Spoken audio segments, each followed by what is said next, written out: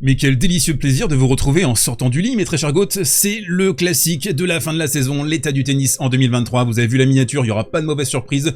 On ne va rien occulter du tout dans cette vidéo. Il y aura donc en vrac mon avis tranché sur la saison ATP 2023, les bons points, il y a eu quand même quelques très bons points je trouve cette saison, les choses qui m'ont agacé, mon top 5 des matchs de la saison, il y aura également un mot de la fin super important, donc il faut rester bien jusqu'au bout de cette vidéo, et j'aurai un mot également pour vous mes petits coquins, donc on va se régaler, on attaque d'ici quelques instants, avant ça, un tout petit mot de mon sponsor. Mon très cher Goth, je te présente mon nouveau partenaire sur la chaîne et il s'appelle Royalties. Royalties, c'est une plateforme ultra novatrice qui te permet d'investir dans tes sportifs préférés et en tennis, il y a déjà pas mal de monde. Daniil Medvedev, Papiquet des Hannetons, Benoît Paire et Caroline Garcia pour les amateurs de sensations fortes, et il y a même du Jean Loup pour faire plaisir à Bibi, même s'il manque la nuque longue sur la photo, on est d'accord. Tous ces joueurs sont liés à la plateforme pendant 10 ans et le concept il est hyper simple. Tu achètes des ROI qui est un investissement sur ton talent préféré, ça te permet de recevoir des yields, en gros des bénéfices mensuels en fonction des performances financières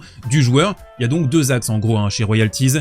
Tu achètes ou revends des ROI qui sont des actions sur la plateforme. Tu peux même être VIP, ce qui te permet d'avoir accès aux préventes lors des lancements des talents. Deuxièmement, tu touches des yields qui sont des bénéfices basés sur la performance financière et le succès de ton talent. Si tu veux te lancer, je t'ai mis un lien d'affiliation dans la description et en commentaire épinglé. À partir de 15 € de dépôt, tu peux avoir un reward assez sympa. Une action d'un talent, du cash, un cadeau type PS5, AirPods, un maillot signé. Bref, si tu souhaites te lancer, n'hésite pas. Allez, on attaque tout de suite avec le bilan de cette saison 2023. Donc je vais commencer par vous donner quelques petits points clés, une vision globale. Ensuite, on va rentrer dans les détails, bien entendu.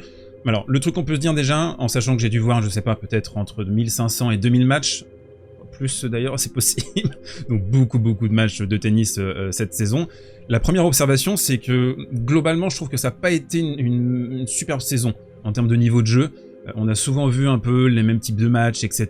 Donc si je devais donner une note comme ça, là, tout de suite, je la situerais entre 5 et 5,5 sur 10. Vous pouvez d'ailleurs me donner votre note dans les commentaires. Je veux bien commencer à échanger avec vous par rapport à ça. Je répondrai aux meilleurs commentaires dans l'espace. J'ai envie de dire même que la dernière super saison de tennis, il faut remonter avant la période Coco 2019. Évidemment, là, on est dans le ressenti, dans le point de vue. Si vous êtes, par exemple, je sais pas, des immenses fans de Novak Djokovic, là, vous vivez votre meilleure vie depuis quelques temps. Si vous êtes des fans de Dominic Thiem, vous êtes en souffrance depuis un certain temps. Donc, c'est toujours une histoire, évidemment, de ressenti. Et moi, j'essaie d'avoir une perspective un peu plus globale et, entre guillemets, objective et neutre. Un autre point clé important dans cette saison, ça a été la refonte des Masters 1000 sur 12 jours, et on peut le dire, c'est un échec, c'est un fiasco, ça nuit, je trouve, à la qualité du produit. Alors, la décision, bien entendu, c'est une décision motivée par les gains financiers, pour essayer d'étaler les matchs, faire plus de billetterie, faire plus également de droits télé, on peut le comprendre, mais il me semble que c'est une erreur importante, parce que les Masters 1000 avant, sur une semaine, on avait un truc très compact, très condensé, très quali aussi, il faut le dire. Et cette saison, les meilleurs Masters 1000, ce sont ceux justement qui étaient condensés, comme Monte Carlo, comme Paris-Bercy, je trouve. Et le reste, les autres, ça tire en longueur. C'est un petit peu trop long, 12-13 jours, là, c'est trop. Un autre point clé, très vite, c'est la gestion des droits, je trouve, qui est définitivement à améliorer sur le circuit ATP, mais aussi les grands chelems. Il y a un grand retard par rapport à d'autres sports, comme la NBA par exemple. Vous savez qu'en NBA, vous pouvez prendre des petits clips, des petits extraits vidéo, les poster sur les réseaux, et ça devient viral, et même des personnes qui sont pas nécessairement intéressées par la NBA vont finir par tomber sur ces clips. Le tennis est très restrictif, alors je suis en discussion justement avec l'ATP par rapport à ça. C'est une discussion qui a été entamée il y a quelques semaines désormais. Eux, et surtout en fait la nouvelle génération, ils sont conscients de ces nouvelles problématiques. Ils réalisent bien qu'il faut faire quelque chose par rapport à ça. Il faut peut-être donner un peu plus de liberté aux créateurs de contenu. Donc là, on va essayer de voir si on peut éventuellement utiliser des extraits vidéo assez rapidement sur mes vidéos en 2024. Alors ce sera pas, je vous le dis clairement, ce sera pas au quotidien, ce sera de temps en temps. Là, c'est toujours en négociation. Je suis même pas sûr d'être censé pouvoir vous dire ça, mais c'est pas grave. C'est juste pour vous montrer un peu l'idée global actuellement. Passons désormais au bon point de cette saison 2023. On va commencer par le positif, si vous le voulez bien. Alors, on commence tout de suite par ce qui est tout frais, tout chaud. La sublime fin de saison de Sinner, ça m'a emballé, j'ai adoré ce qu'il a produit, ultra impressionnant dans son évolution. C'est un joueur, même en fait, je me souviens au printemps et même au début de l'été, j'étais encore un peu sceptique par rapport à sa marge de progression, à son plafond de verre. Je voyais un joueur, certes, qui essayait de faire évoluer son jeu dans la variété, dans quelques petits services volés, des amortis. Il essayait d'amener un peu de texture à son jeu, mais c'était toujours un tout petit peu... Je sais pas, ça manquait de liant. Et là, la sauce, clairement, elle a pris. Alors, il faut se méfier d'un truc, c'est les fins de saison comme ça, en indoor. Ça vous donne une photographie à un instant T, mais c'est pas sûr qu'il puisse reproduire ça en 2024 sur l'ensemble de la saison et surtout sur les majeurs. Mais... nonobstant, on peut le dire, c'est l'une des très très belles histoires de la fin de la saison, et puis sa victoire en Coupe Davis avec l'équipe, avec Arnaldi en finale, mais aussi avoir sauvé 3 balles de match face à Novak Djokovic en demi, je trouve que c'est sublime. Voilà. Donc un grand coup de chapeau à Sinner, qui est clairement l'un des hommes de la saison. Un autre bon point, c'est Carlos Alcaraz, bien entendu, flamboyant jusqu'à septembre. Quel bonheur de voir ce joueur quand il est au pic de sa forme, quand je me souviens à Barcelone, comment il a marché sur Tsitsipas avec ses gros coups droits, ses amortis, sa variété. C'est un joueur qui pue le tennis. Il pue ça. Quand tu le vois, mais pas sur la fin de la saison, mais jusqu'à septembre, il y a cette fraîcheur, il y a ce bonheur, il y a un truc qui se dégage chez ce joueur qui est prodigieux, vraiment. C'est un énorme kiff, c'est une chance de l'avoir sur le circuit ATP, faut en profiter. C'est le joueur le plus kiffant de la Baby Gen. C'est une aubaine pour le tennis, vraiment, d'avoir un gars comme ça qui pousse après le Big Four. Donc kiffons Alcaraz, même si évidemment on peut avoir quelques petites réserves par rapport au coaching de Ferrero, qui est peut-être un tout petit peu trop insistant. Et ce qui s'est passé aussi en fin de saison, il faudra réussir à mieux étaler ses efforts sur la saison 2024. Mais en tout cas, voilà, Alcaraz, ça a été un petit bonbon. La fin de saison de Rune aussi, j'ai beaucoup apprécié le duo avec Becker qui est intéressant, qui est prometteur, qui est même, je dirais, qui m'interloque. Parce que Becker, c'était quand il était joueur dans les années 80-90, c'était un peu le mal alpha. Et là, il faut se mettre au service d'un joueur. Il l'a déjà fait avec Novak Djokovic, mais Novak... c'était déjà un très grand joueur quand Becker est arrivé dans le clan, et il y avait juste les petits détails, les petites touches. Là, Rune, ok, c'est déjà un vainqueur en Masters 1000, c'est déjà un joueur entre guillemets confirmé, un top 10, mais là, faut l'amener. Faut aller passer les dernières marches, c'est pas encore un vainqueur de Grand Chelem, donc là, vraiment, je suis curieux sur cette association. Il y a le tennis français aussi, qui je trouve, m'a plu. Fils, Van Haché, comme ils se tirent la bourre tous les deux, ça c'est intéressant. Hugo Humbert également, qui nous a fait un deuxième semestre génial, qui s'est relancé sur terre battue en challenger. Et c'est cool de voir ça, c'est un tennis français qui respire enfin après des années difficiles. Là on voit que la transition est en train de s'opérer, on voit qu'il y a quelque chose qui est en train de se passer, et on peut être résolument optimiste par rapport à la saison 2024. J'ai aussi adoré cette saison l'Open d'Australie de Novak Djokovic, pour la symbolique, pour le côté très émotionnel de sa victoire, qui n'a pas été sans drama avec la blessure, les relations également avec la presse. Et je suis également un poil réservé sur sa domination en 2023. On va y revenir dans un deuxième volet. Donc il y a ça, il y a Novak, cette victoire, une grande victoire vraiment. La belle saison de Grigor Dimitrov, également la fin de saison que j'ai adoré avec son tennis vintage. Il a 32 ans maintenant, Grigor, et j'ai l'impression qu'il s'est délesté de tout ce poids de Baby Federer. Voilà, c'est finito ça, on joue pour le plaisir. Magnifique émotion quand il a perdu à Paris-Bercy, parce qu'il le voulait, hein, ce Masters 1000. Il en a remporté qu'un seul à Cincinnati, la même année où il remporte le Masters face à David Goffin. On a l'impression que c'est un monde parallèle, ça. Grigor Dimitrov qui bat David Goffin en finale du Masters, mais si, ça a existé, c'était en 2017. Une autre joueuse, une joueuse que j'ai adorée, peut-être ma joueuse, hommes et femmes confondus, le gros coup de cœur de cette saison 2023, c'est Carolina Morova. Quel magnifique Roland Garros, la demi-finale, la finale, quel tennis, quelle bête de tennis qu'elle a, quoi. C'est génial, elle a cette variété, elle a cette technicité, c'est l'école tchèque, elle est capable de tout faire sur un court, c'est une joueuse magnifique à regarder, vraiment quoi. Elle est absolument sublime à regarder, c'est le gros coup de cœur. Si vous avez juste un tout petit peu vu ou pas du tout vu sur la saison 2023, regardez, hein, franchement, checkez-la en 2024 parce que c'est un petit bonbon, c'est génial. J'ai aimé aussi la fraîcheur de Shelton, même si voilà, il s'est fait calmer par Novak, mais bon, tout le monde à peu près se fait calmer par Novak, donc c'est pas non plus infamant, mais voilà, j'aime bien le joueur, je trouve qu'il apporte quelque chose, il apporte un dynamisme, il apporte une fraîcheur, il apporte quelque chose d'un peu nouveau, d'un peu esprit universitaire que j'apprécie. 2 points encore que j'ai adoré. Mon fils face à Sébastien Baez à Roland Garros, l'une des plus belles émotions de la saison, évidemment avec un angle français. Je sais pas si vous étiez argentin, est-ce que vous avez kiffé vraiment l'ambiance et le fait que, que Sébastien Baez ait dû affronter un public légèrement partisan et ça, voilà, pas forcément facile pour lui. Et le dernier point, c'est Medvedev.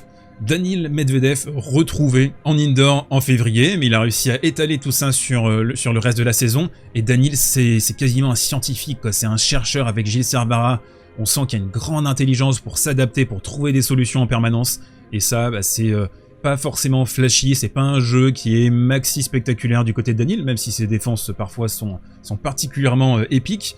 Mais il y a quelque chose, il y a une réflexion, il y a une intellectualisation de ce sport que je trouve remarquable dans son genre. Avant d'aborder les mauvais points, on est obligé d'en parler. Service volé en 2023, ça a été une année cosmique, ça a été une année fantastique pour le projet, vraiment. Donc on va pas se gargariser pendant des heures, hein, mais d'abord merci à vous d'être là, d'être toujours en fait présent après des premières années de galère, disons-le clairement. Là, le projet est en train de décoller. Donc bah voilà, je voulais vous dire merci, c'est très très important. Donc une évolution qui a été, je trouve, stratosphérique.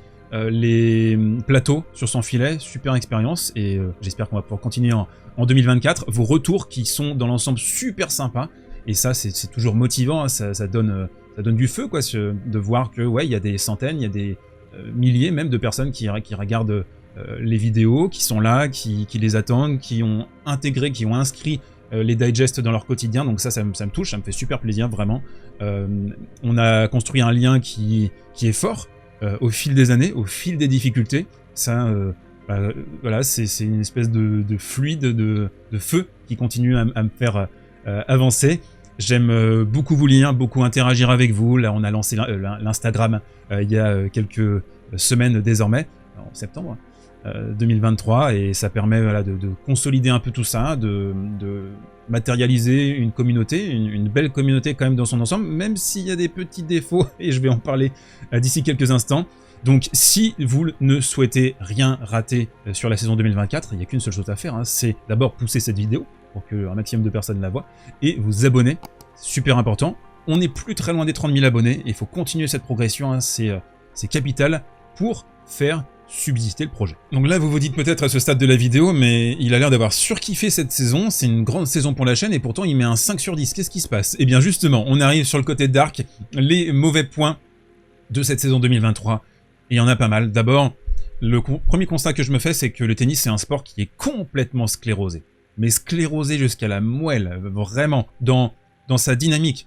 Évidemment, il y a des contre-exemples, et je vous ai parlé de la nouvelle génération, de la baby gen, il y a des choses qui se passent quand même, il y a un fourmillement, mais dans sa structure, dans sa construction, dans sa gestion des droits télé, c'est un sport qui est absolument sclérosé. Il y a d'ailleurs des petites discussions, manifestement, je vous mets le tweet de John Wertheim sur une refonte très agressive du calendrier, avec les grands chelems qui s'empareraient du sujet, parce qu'il faut le dire aussi, qui tient le tennis? Ce sont les grands chelems, c'est l'Open d'Australie, c'est Roland Garros, c'est Wimbledon, c'est l'US Open.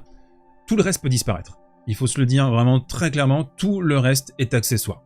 Vraiment, je le pense fondamentalement. Alors oui, il y a Monte Carlo, c'est un super site, il y a ce duo, ce diptyque américain, Indian Wells, Miami, mais tout peut disparaître à part les grands chelems, et ça c'est l'effet un peu négatif, je trouve, un peu pervers de cette course au GOAT, parce que les 4 monstres, et surtout les 3, le Big 3, ils ont réduit le spectre, ils ont réduit le scope aux grands chelems. Il y a quasiment plus que les grands chelems qui existent, et là, cette année, il y a un contre-exemple, la finale de Cincinnati qui est ressortie du lot parce qu'il y avait quelque chose de fort, de symbolique, d'important dans ce match. C'est le match le plus important au niveau de la dynamique de la saison, je trouve. Il y a ça, mais sinon, ce sont les grands chelems qui tiennent tout le tennis, en fait, hein, qui drainent l'attention. Les gens en dehors des grands chelems, hein, ils vont regarder ponctuellement, justement, voilà, s'il y a un Alcaraz, Djokovic, ou un truc comme ça en Masters 1000. Mais sinon, bah, le reste, ça n'appartient qu'au socle de fans hardcore, et c'est pas un socle qui se renouvelle vraiment. Le tennis, c'est un sport vieillissant, c'est un sport qui a besoin d'un énorme coup de frais, je trouve, et malheureusement, bah, je le vois pas.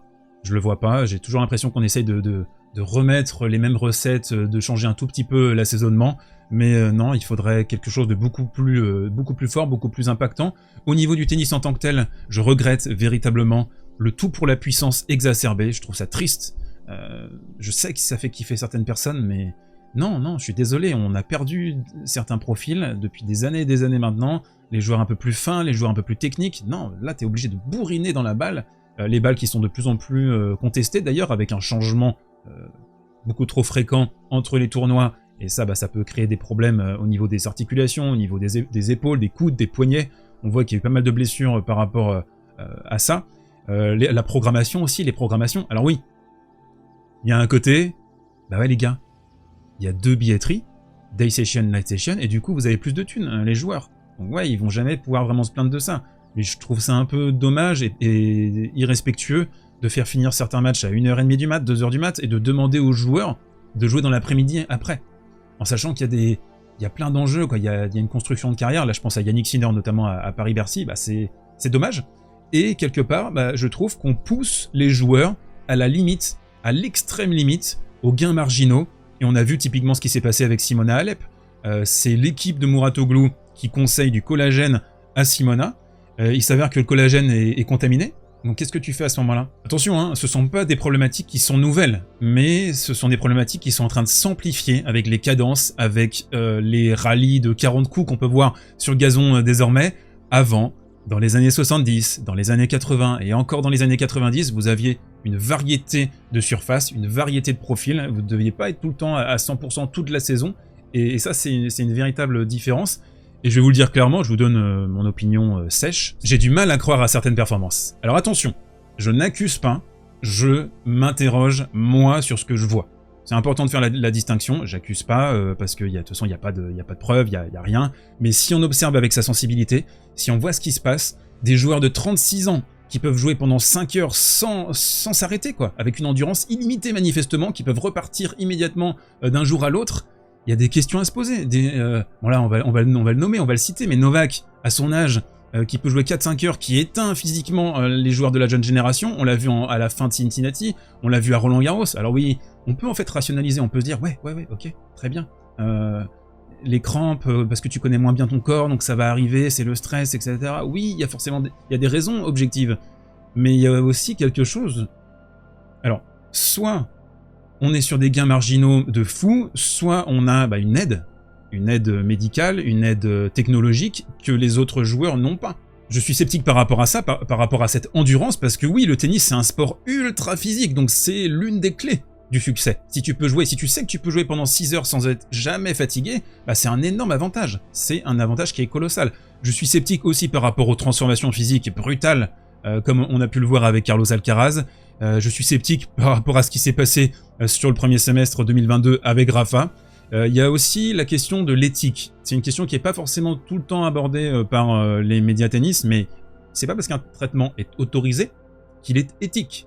Il y a une distinction à faire par rapport à ça, comme ce qui s'est passé à Roland-Garros en 2022, et on doit se poser cette question, et Novak aussi, 2 fois à l'Open d'Australie, qui est blessé, qui a une déchirure, mais qui finit par remporter le tournoi. Qu'est-ce que c'est que ces histoires? Et une question qu'on peut se poser, encore dans ce thème, c'est est-ce qu'on cherche vraiment? Est-ce qu'on a vraiment envie de trouver?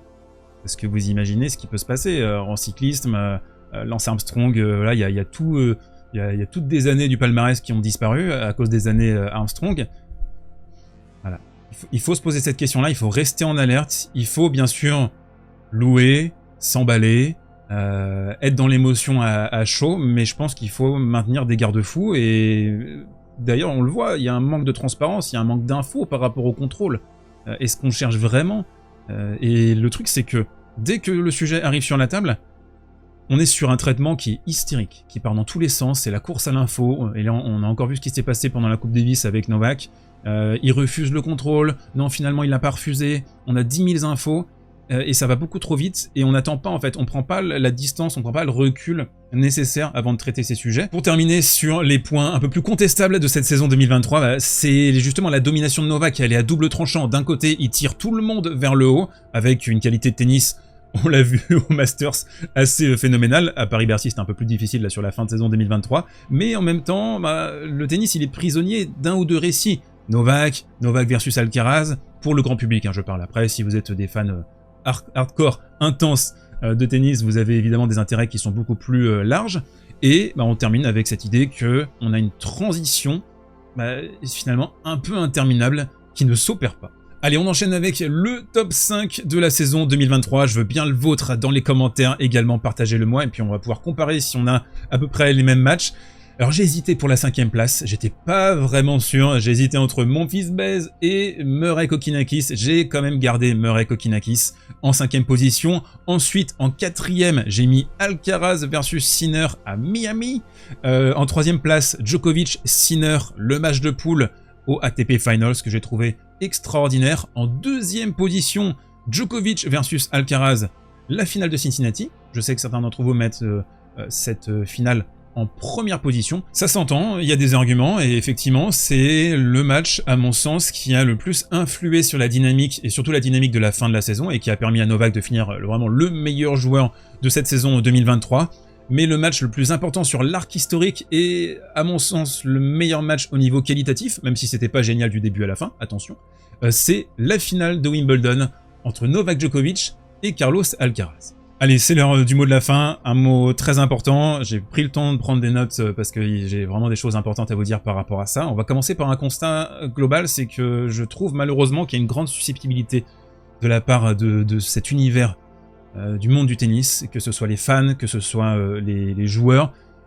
Et du côté des fans, on est quasiment dans un fanatisme religieux, pour certains, attention, pas, je pense, la majorité silencieuse, mais la minorité visible, c'est celle qui s'exprime. On est dans un fanatisme religieux, quoi. C'est ouf, c'est vraiment vraiment ouf. Moi je le vois quasiment au quotidien quand je fais mes digests. On est quasiment dans une idée sectaire parmi les gens qui s'expriment, encore une fois c'est important de le préciser, et je trouve que c'est vraiment un problème, parce que on a ce risque de s'enfermer dans sa propre croyance, qui en plus est validée, est alimentée par les algorithmes, donc dans ce sentiment de persécution, oui c'est nous contre le reste du monde, on se fait critiquer, etc. Et moi ce qui me tient à cœur, c'est que les fans les plus sains de tennis puissent s'exprimer dans l'espace commentaire, et parfois j'ai cette impression, je me dis, est-ce que vraiment certains fans sains s'expriment pas parce qu'ils voient que ils vont se faire reprendre, ou ils vont se faire répondre par des hystériques, quoi. C'est une vraie question que je me pose par rapport à ça. N'hésitez pas d'ailleurs, si vous n'êtes pas quelqu'un qui commente habituellement sous mes vidéos, de me donner votre point de vue par rapport à ça, ça m'intéresse. Et du coup, ce fanatisme, c'est une manière de vivre par procuration sa vie. Et ok, ça se comprend si t'as 12, 13, 14 ans, mais si t'en as 30, 35, 40, je trouve que c'est un peu plus problématique, quoi. C'est-à-dire que tu vas passer toute ta vie, en fait, à avoir ton humeur qui dépend du résultat de ton chouchou. Je comprends pas la logique, mais bon, y a peut-être des choses qui m'échappent, hein. Voilà, c'est comme ça, hein. Et ce que je regrette, c'est que les gens qui agissent comme ça, ils manquent le sens profond du tennis en particulier, mais aussi de s'investir dans certains domaines. C'est que ça te permet de développer ton sens critique, c'est important, et là je pense qu'on l'a montré dans cette vidéo, il faut s'emballer pour certaines performances, mais il faut aussi avoir du recul par rapport à ce qui se passe, il faut également l'étager par rapport à l'arc global historique, ne pas rester dans l'amnésie de notre époque. Je pense que c'est vraiment très très important, et les performances, c'est également une inspiration pour notre vie personnelle. Les ressources que les joueurs arrivent à trouver, la manière dont ils arrivent à surmonter les difficultés, c'est profondément inspirant. Et de mon côté, j'apprends vraiment tous les jours avec cette chaîne, j'apprends tous les jours à regarder du tennis, parce que je trouve que c'est le sport qui révèle le plus, qui sonde le plus l'âme humaine. C'est pour ça que je suis encore là, c'est pour ça que je me bute à ce sport. J'adore ce sport, je pense qu'il est très profond. Il a des dérives, il y a des problèmes, il y a des choses qu'il faut pointer, on l'a fait dans cette vidéo, mais c'est un sport moi qui me touche au plus profond. J'ai appris aussi, avec cette activité, à gérer la négativité, à comment est-ce que tu réagis par rapport aux attaques perso, aux attaques gratuites qui sont formulées à mon encontre de temps en temps, comment est-ce que tu contrôles tes émotions également, c'est important. Comment avoir un meilleur empire sur soi-même, et il faut bien réaliser une chose, on le voit à la fois dans le tennis, mais moi je le vois également dans la fabrique de ma chaîne, on ne peut pas lutter face aux choses qu'on ne maîtrise pas. C'est très important, alors ça c'est du stoïcisme, hein, mais on peut pas... voilà, il y a des choses qui sont en dehors de notre portée, de notre action, et on doit accepter, on doit les laisser couler, quoi. Il y a pas d'autre solution, mais c'est pas facile, c'est pas toujours simple à réaliser. On est parti un peu loin là, on est parti dans de la philo, j'ai l'impression un petit cours de philo tranquille là pour terminer la vidéo. Bref, ainsi s'achève cette saison 2023, une saison exceptionnelle pour la chaîne, mais je suis beaucoup plus réservé sur le tennis qu'on a vu, vous l'avez bien compris. Je pense dans cette vidéo que j'ai essayé d'équilibrer au mieux possible. Je tenais pour terminer à dédier cette vidéo, et surtout toute la saison 2023, à mon grand-père, parce qu'il y a le tennis, certes d'un côté, mais il y a aussi la vie perso, c'est le plus important. Donc voilà, je dédie cette saison à lui. Prenez soin de vous, portez-vous bien, et on se retrouve peut-être pour une dernière vidéo d'ici la fin de la saison, et je vous laisse avec un dernier mot du sponsor. Merci à Royalties d'avoir sponsorisé cette vidéo. Dans la description, tu peux retrouver un lien qui te permettra d'investir dans les talents de la plateforme. À partir de 15 € de dépôt et un premier achat, tu débloques une récompense grotesque. N'hésite pas à aller checker ça.